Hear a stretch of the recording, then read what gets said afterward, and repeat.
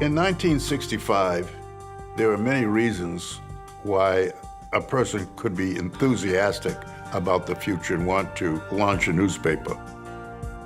There was a sense among many, many people that this was the beginning of a new era. This was an incredibly optimistic period for Black people nationally. And that optimism was entirely connected to successes in the civil rights movement. When the Banner gets started in 1965, there are a number of issues that the community feels need to be improved, solved. Most of them related to segregation. You have residential segregation. You also have a considerable amount of employment segregation. And the issue that gets the most publicity in the community is the segregation in the schools. There was a pretty widespread feeling that Blacks did not have a voice in the policies of the city that shaped the community in which we lived. The Banner is part of a tradition. William Monroe Trotter started The Guardian. There was a strong sense of a mission. The Banner really took up the mantle from The Guardian. The Bay State Banner is very important for democratic discourse in the city of Boston. We have issues, we have challenges, we have problems that could be defined in any number of ways, that could be reported on or not reported on.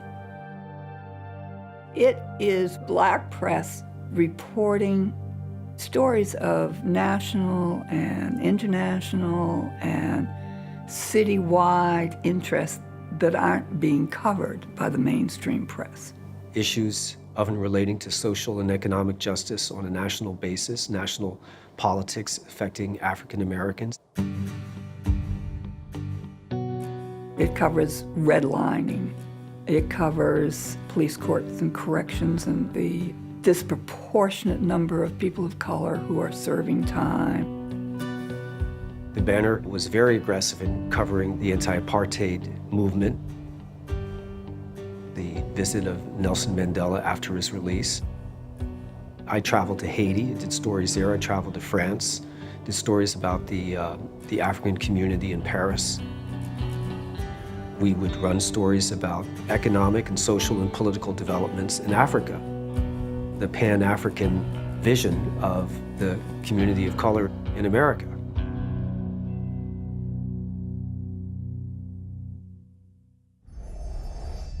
The Banner is amazing because, first of all, it's our paper of record. It's where we can go to find out what's happening. If you ever want to be seen, you make sure you get into roving camera and like everyone will say that they've seen you.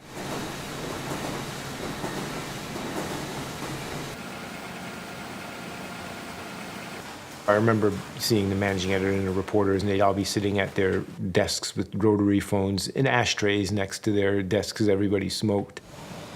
There was a big plate glass window with the Banner logo on it. My uncle's office was right at the front, right at that front door, so people came right in, and there was like a straight shot into his office. Hi, can I help you? Hi, do you have the Banner? Yes, right. People came and went, you know, if they had a story they'd like done, they dropped by. The Banner was very much a part of the Black community. Mel and the editors clearly have this vision of reporting everything that's going on in the Black community. I always had a great passion for great stories. Not just the big stories, but the small stories as well. Some of my favorite stories were just writing about the guy who was a masterful car mechanic. The way he could put together a machine and take it apart and at a reasonable price for people in the community. There were other stories that had impact.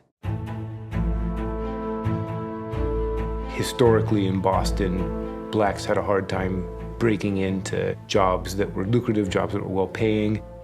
And in some of the earliest issues of the Banner, there was always an emphasis on fighting for access to jobs. You'd look at any corporation in 1965, and they were very undiverse. And the Banner would have sections reporting, here are jobs that are open in the suburbs. And the banner would go to corporations and worked with people of goodwill in the corporate sector to open things up. That push that the banner was part of to help diversify the workforce made Boston a better place.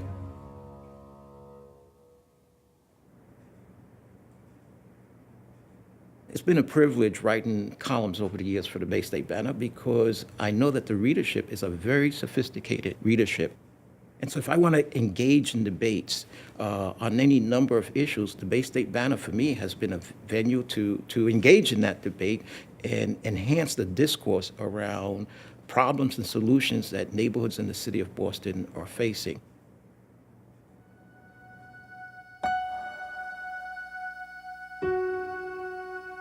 Working at the Banner, I developed a much more nuanced understanding of justice and equity. When you look at the world through the eyes of the other, you learn that not everything is on the up and up. Recently, Yahoo Miller did a great story on the opioid crisis, pointing out that at the time when heroin use was more or less concentrated in communities of color, it was a criminal problem. When it filtered out to the suburbs, it's a social problem. We shouldn't address it through law enforcement. We should address it as a health challenge. What I wrote is probably what a lot of Black people in this community were thinking. There is a value system, a racial hierarchy in people's subconscious that just kind of shows up in public policy. It shows up, in news media. It shows up everywhere.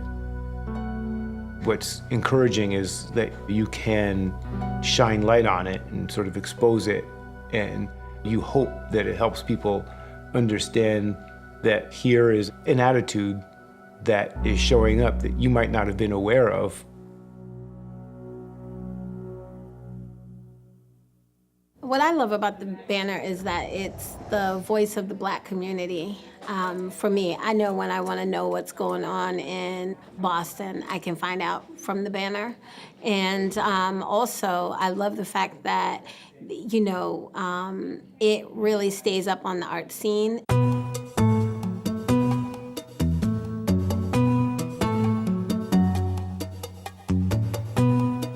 We covered art because it is such a rich element of civilization.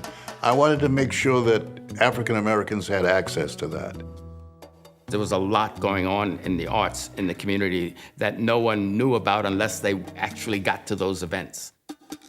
The events were not reported. They were not reviewed. I subscribed to the Banner, and I saw that it did not have a theater column. And so I thought, aha. And I took the bus over to Dudley, and I walked up the hill because the Banner was on Warren Street, and I walked in, and everybody looked so surprised. And I don't know why they so surprised to see me.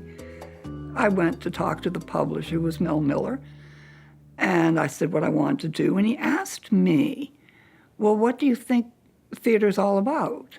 And I said, well, it's about the human experience.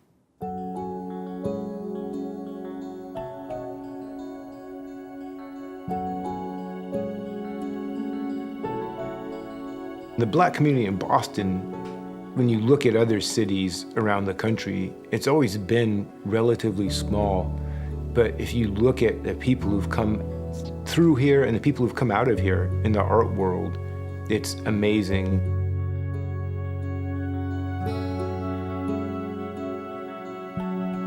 The president of the Boston Negro Artists Association came to Mel Miller at the paper, and he said, we really would like the opportunity to exhibit. We can't exhibit anywhere. And so they came up with the idea between them of having something that was called, I think, Sunday in the Park, and the Banner staged it.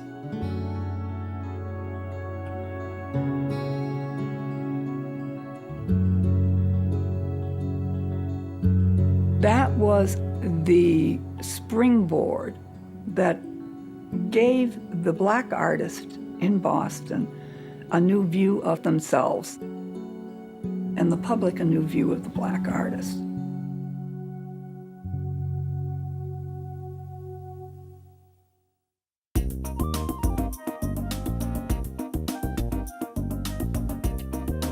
Every year, we write about Caribbean Carnival.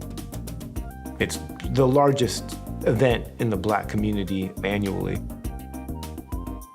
Last year, we ran on the front page a picture of a bunch of Black people in carnival paint, and they were just having the time of their lives.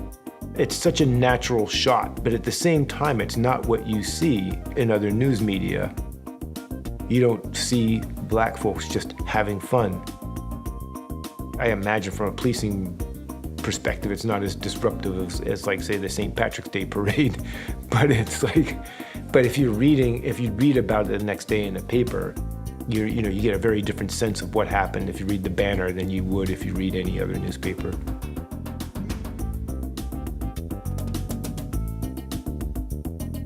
The whole concept of news now is a negative event. And ours is really the positive. What are the interesting things? What do you need to know that's going to make your day, that's going to help you move forward? The banner is a resource for people who not only wanted to know what had happened the last week, but also wanted to get a sense of the community. The banner has this whole subscription base of people who want to keep reading it who leave Boston. So the banner's mailed all over the country.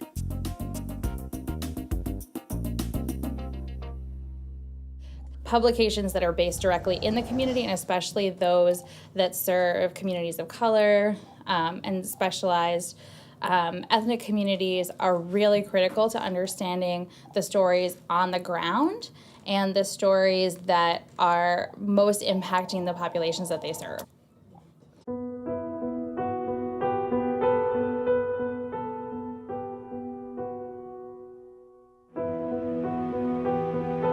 When the bank collapse occurred, the effect on the banner was dramatic.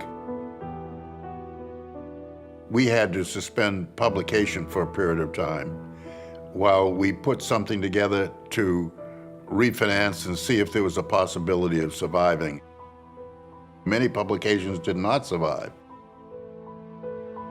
It's a challenging environment now for all newspapers because advertising is drying up, but it's what drives print newspapers. The thing that hit us the worst was that the technology absolutely eliminated help wanted jobs. And that was an enormous source of advertising revenue.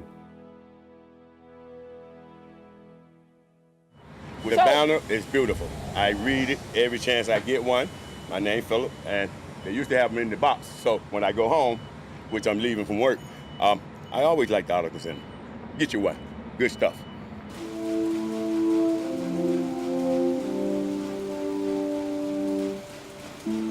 Mel will tell you sometimes you don't choose your destiny chooses you.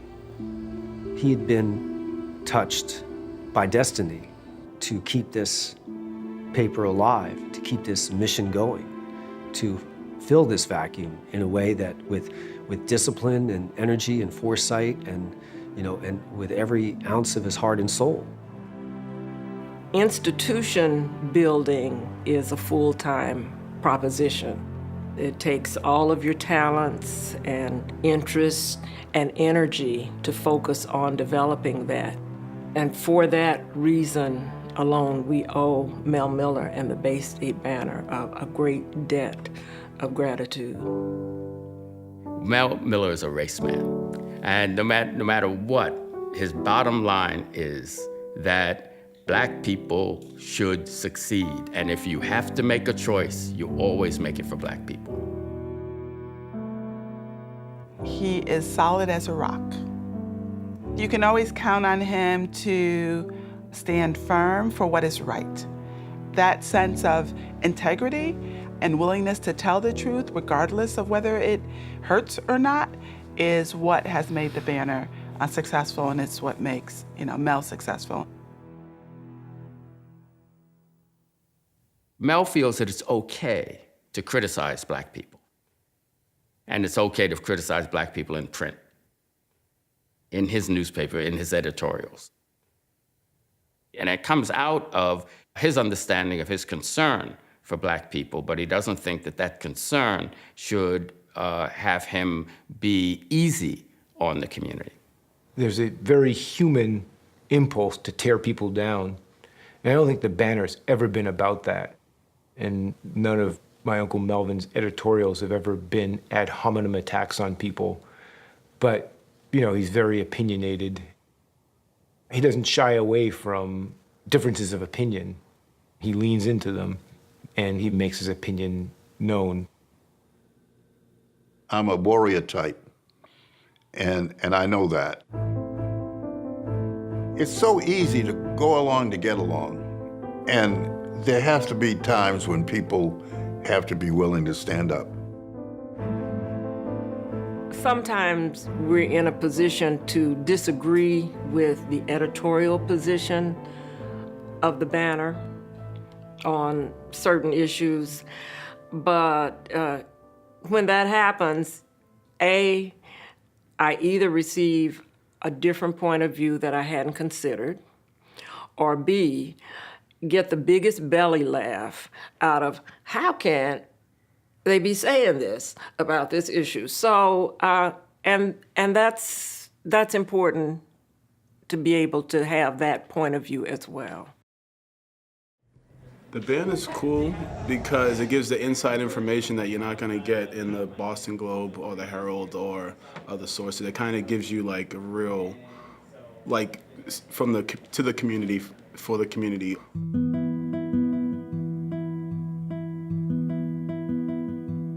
The Baystate banner has been critically important, not just for reporting information about the Black community, but also other communities, which, by the way, reflects a strong, long tradition in the history of African American newspapers. One feather in the banner's cap is the way it has broadened its reach. It's not just African Americans, but other people of color, other communities of color.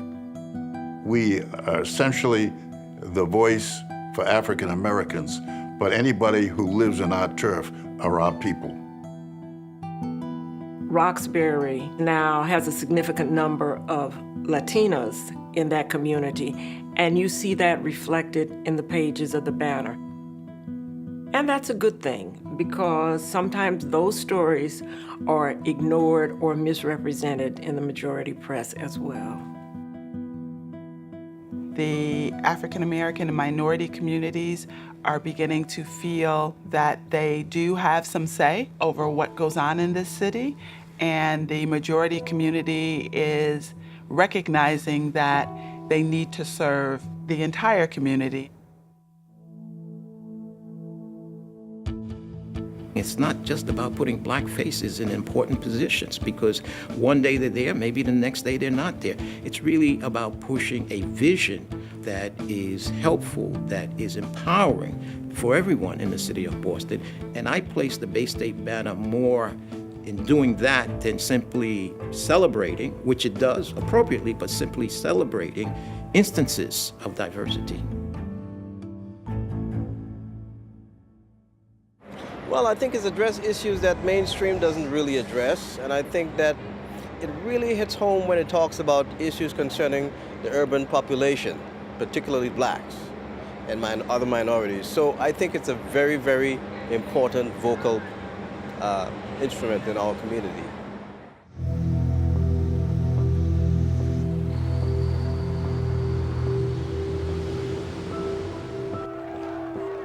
White Boston figured out that the whole way that the integration of the schools was resisted after the federal court decided that we had segregation that was not de facto, that was de jure, that we had actually passed regulations to keep the schools segregated. The resistance to that destroyed the reputation of Boston. When I got here, I had to be concerned about where I walked and what neighborhoods I could go in and could not go in. And today, actually the city feels very open and welcoming of all people. I now can walk in South Boston and sort of anywhere, and I see a very diverse community in all of those communities.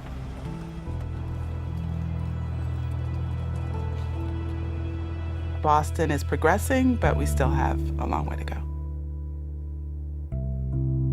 Boston is the third most unequal city in the country, only behind Atlanta and San Francisco.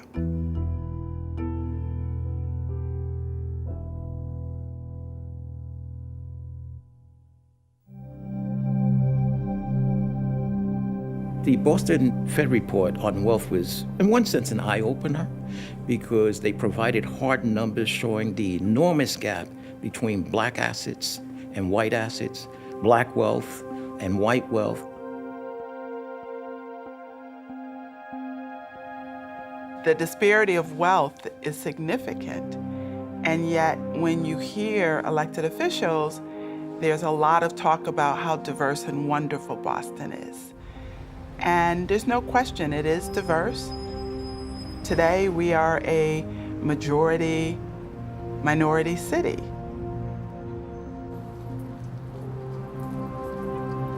Although prejudicial attitudes may have changed, may have improved, the fact of the matter is that when we look at economics, these are two different worlds. A city cannot be great without really resolving that kind of challenge. One of the most important things that we have about the banner now is that it holds our institutional and historic memory.